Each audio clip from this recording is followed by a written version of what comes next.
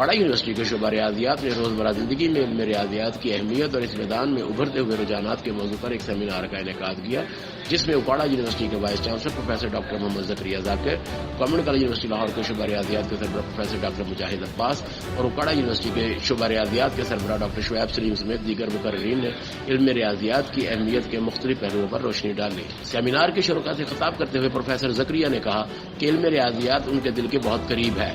ان کا مزید کہنا تھا کہ یہ علم ہمیں دنیا کو بہتر انداز میں سمجھنے میں مدد دیتا ہے اور ہمارے ذہن اور سوچ کو منظم کرتا ہے۔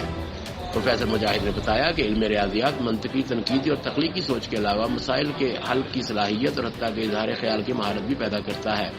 ڈاکٹر شعیب نے روزمرہ زندگی میں علم ریاضیات کی اہمیت اجاگر کرتے ہوئے کہا کہ اس علم سے منطقی سوچ اور رویے جنم لیتے ہیں۔